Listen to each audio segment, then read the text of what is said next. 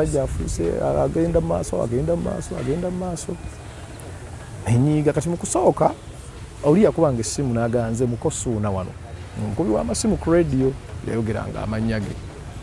nengezaako okwengeejinga abakubi b'amasimu abalala ne bagamba nemwogereko n'omuvubuka gwe bayita mukosuuna kuba simumanyi naye bw'aba ayogera anvuma naye simanyi lwaki anvuma mwogereko naye akakkane nze sirina lutalo saagala ntalo naye n'abanga yabalemerera nga banga nti ali arrogant nnyo nenkivaako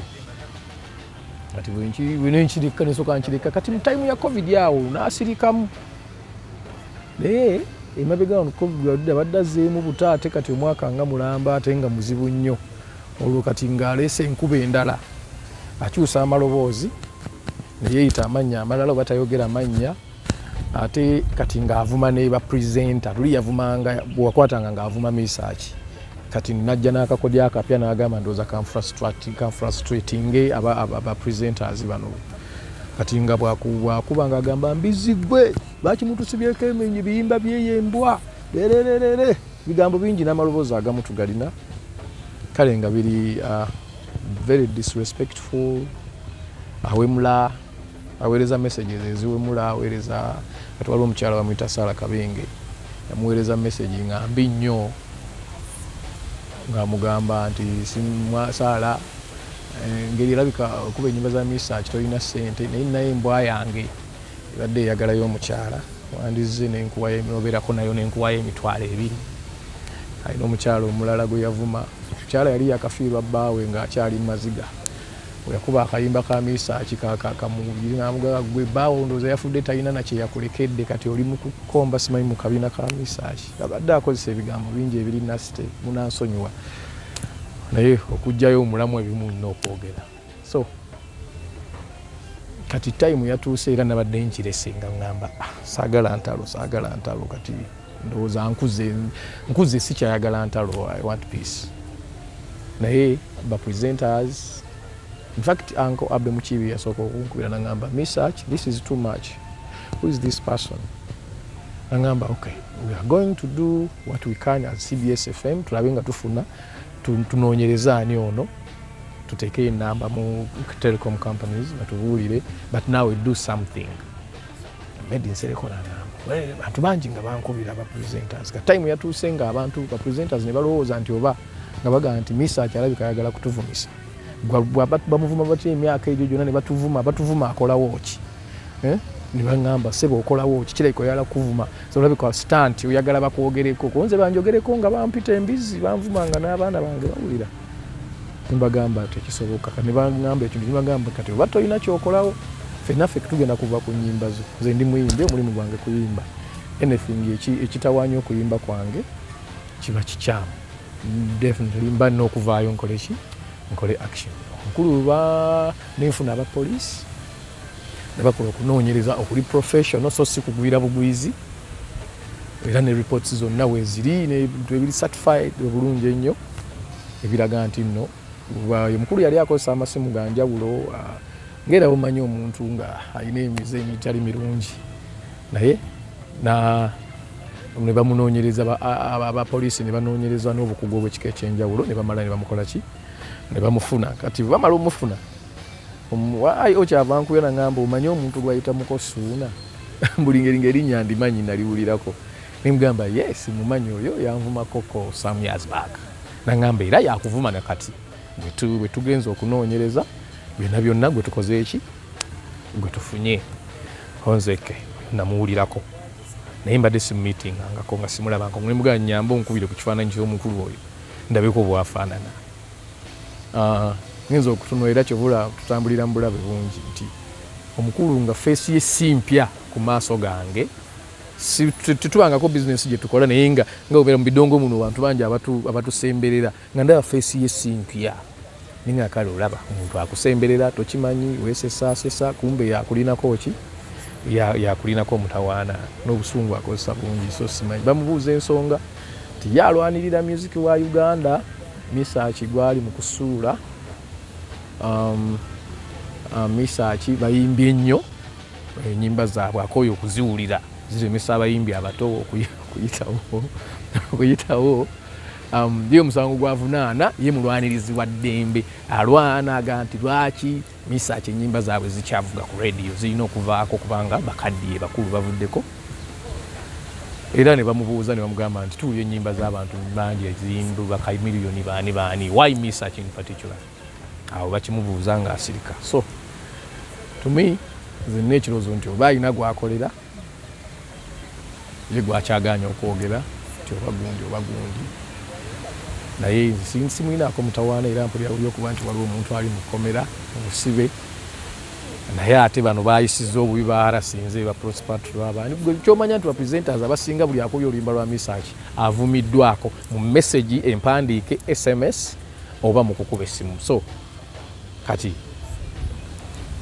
simanyi kyekyo singa avayo nakusaba okumusonyiwa olimu teteka okumusonyiwa nze nno sirina mutawaana omuntu bw'alaga nti omusango gwagutegedde netutegeera lwaki agukola era akolera nze simulinaako buzibu naye era alina okwetondera abantu bangi kubanga avumye yavuma Medi Nsereko abo basajja bakulu bakadde baffe yavuma Abe Mukiibi Martinus Kakintu avumye abantu bangi ekitegedde so nze ndowooza asooke era kino nkubiriza abazadde ffenna abali eyo tulabe nga tuyigiriza abaana nga balina empisa abaana nga batya ku bantu abakulu nga bawa ku bantu abakulu ebitiibwa so si kumala gawa matukeeri oli ku bizinesi y'omuntu goyinza otya okuvunaana nti Coca-Cola lwaki ekuba nnyo obulango oh gosh twakula Coca-Cola era ogambe nti lwaki MTN ekuba obulango ovunaana bizinesi okulanga ebintu byayo byetunda kati olabira ddanga omuntu akozeseza bwongo ate nga teyakuzibwa bulungi ekisinza okunnuma kiri kimu nti abooluganda bwe banoonyezaako kati bwe tusinkanye Kootti ate naye maama we Nalubega kakati lumbanga eriyo omukyala ayitibwa Nalubega ate naye akaaba amaziga kwega ate ekyampisiza bubi so nze mbakubiriza bannange abazadde abaana tungale okubawa obudde n'okubabuulirira n'abaana bayiga okuwa abantu ebitiibwa baveemu ebintu ebyo by'okulowooza nti nno lyajja kuwa obusente kamu bubiri oyo noone olugendo lw'omuntu lwatambulidde emyaka egisoba 2 otandika okuyisa mu bantu abakuzaala amaaso so ekyo nze ndowooza wekiva abaana enkuzibwa yaabwe kati tekyali nungi traditions morals biki byonna byonna tebikyaliwo abazadde tudde ku nnono tulabe ekyokola tubadde leero ku Makindye Court nga tuzze ku musango ogukwatagana should I call it I won't call it cyberbullying naye cyber harassment kati well sijagamba nti tebigenze bubi oba tebigenze bulungi only that batwongeddeyo or certain reasons ezibadde mu court inside naye nga what it is like nti omuntu ono gwe tuvunaana oba atulese mu court olunaku olwaleero okujulira yatukola bubi kubanga ku mpewo ze tukolako abantu abawulira bangi abantu abaturespectinga bangi ate nga ffe bebalabanga abantu abalina okuba nga tubuli yes tetuli prim and proper tetuli perfect but you have to be an image to an extent to the people you serve them naye kati omuntu bw'aba eri n'ayogera ebintu byesobola kwogera wano then kiba it's not proper at all omwami ono oba omuntu ono akoledde emisango gino ebbanga ddene emyaka giweze emyaka giringa 8 naye oluusi weesonyiwa ebintu naye bw'olaba nga kisusse ogenda okulaba nga something has to be done ate naaba nga bino byayogera bisasamaza amatu siga abantu bakulu bokka naye n'abaana abato abatutunuulira nga ba role model baabwe kati bw'otunuulira omuntu ono ebigambo byayogera ng'omwana ekoddayo mugamba togamba bw'otyogera byoti ate nabiwulira live ku mpewo kibeera very very very appalling. Kikyosaba Kootti mu mbeera bw'etyo? I think justice must be done or served or whatever it is naye nga ebeerenga kumuyigiriza sikyagamba nti bamupanishinge sikyagamba nti ki kubanga tiri muntu ayagaliza muntu kuba nti ali mu kkomera si kirungi of course naye omuntu aba teyeefuze omuwadde chance okuba nti yeetereeza n'atakikola kikusukkako kitanishinga not just the name naye ne brand gy'obeera naye bagamba abo bafaani baabo bwe batyo nti n'omuntu abadde akubalamu amagezi abadde akuwa ekitiibwa ka respect kafa totally and we lose a lot. I'm Prosi Patra nkola ne 904 Dembe FM Love from 8 to midnight. Omwami oyo anvumidde emyaka 7 simanyi lwaki simanyi amutuma wano okumumanya mbadde simumanyi nga mpulira linnya nti Mukosuuna luli yakubanga amasomo agenze Mukosuuna wano mutusibyeko ebiyimba bya Mesaech musajja yakaddiwa dda musajja yakola atya kati nga ne presenter bwalemerako n'alukubanga abaweereza messages bawemula abakazi abakulu n'owulira nga bakabye n'amaziga kati emabegaawo n'awummulamu kati ate yadde asimbudde nga mpita na embizi mutusibyeko embizi eyo mutusibyeko embizi buli kibi tugakumpewo bakuba eno n'akuba eno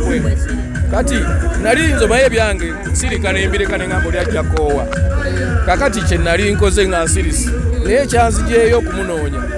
ng'aba radio bonna ne batwale banga Mesaech tukoyo tuvuma oba tofaayo kunoonya muntu oyo ffe tukoyo tuvuma naffe emirimu gyokka tugikole ki bwe bamubuuza nga gamba alwanirira abato simanyi ennyimba za Mesaech zivuga nnyo abayimbi abakunze mukulu nzekka avumi n'abakulu abalala tumanye nti alwanirira bato toyinza ga nti oga lwaki Coca-Cola eranga lwaki Coca-Cola emyaka 7 so kati ensonga eyo nange saagala kulumya kati for 7 years anvuma so twagala kumanya akoleraani kuba tayinza kuba nti anvuma omuntu gw'otamanyi gw'ovuma muvume tekisoboka but kale katulabe amateeka kye ganaagamba. Merry Christmas and Happy New Year.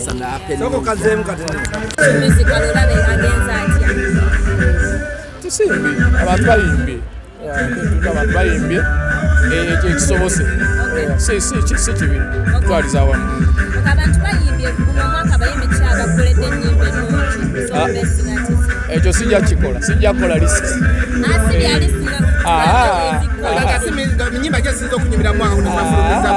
sigenda kukola lisiti wabula nebaza buli muyimbi asobodde okuyimba omwaka guno ate n'ayimba bulungi n'abo batasobodde kuyimba bulungi mwaka guno there is always next time. Amazaalibwa gatambudde bulungi era show yegenda bulungi abantu bazze show twatandise oziteekako ku mitwalo 2 olwokuba expenses ziri high kati nti omutwalo okola abantu ne bajja naye nga olumu tosobola nakusigaza nakusasula banno oba nakola bikiso katugezaako okulaba ngende ku mitwalo 2 olwokuba ne expenses ziri nyeemu twalire lusuubira abo abazze olwokuba nti nolukisoose okutandika naye already ababazze bulungi era tuli mu kunyumirwa n'abayimbi bonna we bali. Yes, tubadde mu industry mebegakaawo ekyo tujaze ne kitugwira omusajja n'avaayo n'agamba ba celebrities abayimbi temweyonja yakisiza musaha naye n'aba n'agamba abayimbi bonna tebeeyonja mulondo. Saagala nnyo okudisikasinga abantu wabula kyenjagala okugambamu nti olumu kamera zino ziba zitutunuddemu tukalculatinga ennyo olumu ebigambo byetwogera tebanga buli okizuula nti olina following olina abakugoberera oba olina abakukkiririzaamu ebiseera ebisinga olina okukalculatinga byoyogera oba oyinza okumisleadinga oba oyinza okukosa abalala kati tukuze tulina abaana tulina abakyala tulina bakoddomi olumu oyinza okunjogerako ekigambo nga kale oyinza okuba nga oli mutuufu era eri amazima ge batoogera nga tegeetaagisiza kwogera ku saawa eyo okitegedde so kati ennaku zino olaba nti waliwo ebintu oli n'asala busazi kigambo ku muntu n'akimusalako newabaawo oli n'ayogera ekintu n'ogaa naye kyabadde kyetaagisa so kati mu ngeri eyo nze nsaba kuba kamera zino zitutunuddemu nammwe mutubuuza olumu ebibuuzo ebituleetera obuzibu nti omuntu bw'aba tamanyi ku bidoogi nga mututomeza kati nammwe mulekerawo okututomeza.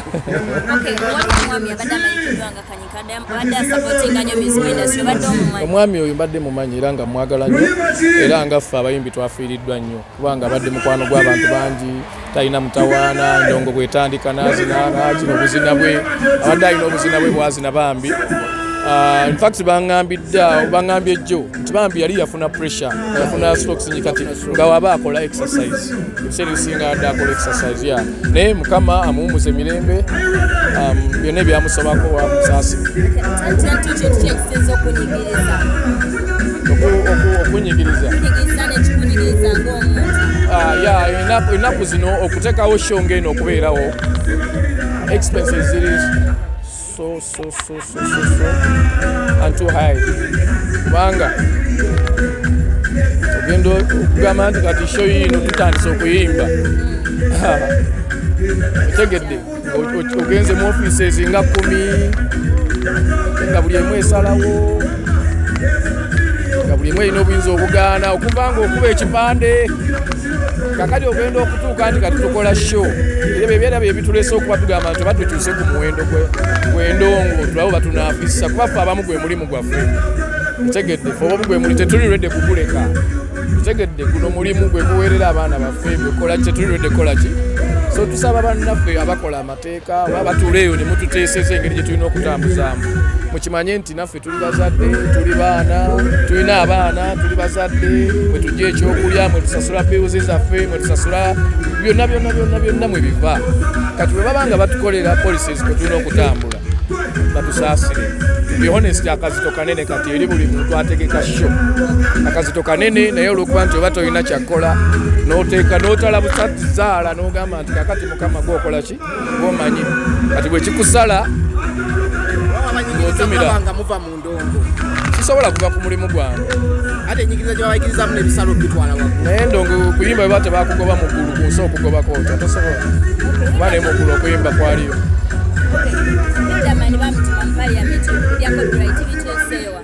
ya temulaba nga akikola